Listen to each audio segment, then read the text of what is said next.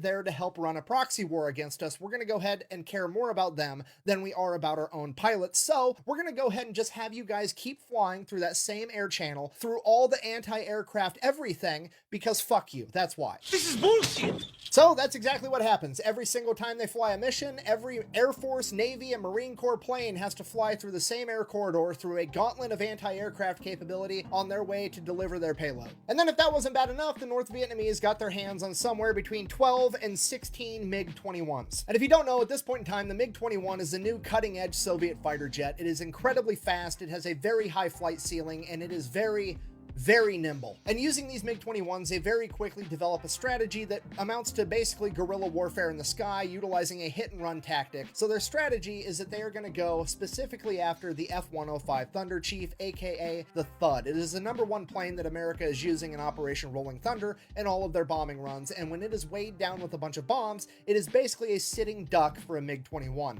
So what ends up happening is every time a bunch of thuds get sent out on a bombing run, they have to fly through that corridor of anti-aircraft capabilities, and the arrays and everything else tells the enemy that it's a bunch of F-105s going on a bombing run, so they scramble the MiG-21s, they go up there, they intercept these F-105s, at which point one of two things can happen. The F-105s can continue on their bombing run and most likely get shot down by the MiG-21s, or they can drop their payload just over the jungle randomly in the middle of nowhere, not on target, and then make an escape and live. And bear in mind, the North Vietnamese only have a couple of these fighter jets, and they're fighting a war of attrition against a much larger industrial force like America, so they are more than happy to send a plane up there, burn a little bit of fuel, get the Americans to drop tens or hundreds or millions of dollars worth of bombs on the middle of nothing, waste all their money, waste all their time, and then take their planes and land. They don't need to go out there and waste all their missiles and risk their planes. They're just going to get the Americans to waste all of their bombs on nothing. And I know what you're thinking, that seems like a pretty easy problem. What if we just bombed the MiGs while they were on the ground? Or what if we bombed the airfields that they were coming from? That way they couldn't even take off. Well, luckily we have politicians to step in and tell us once again,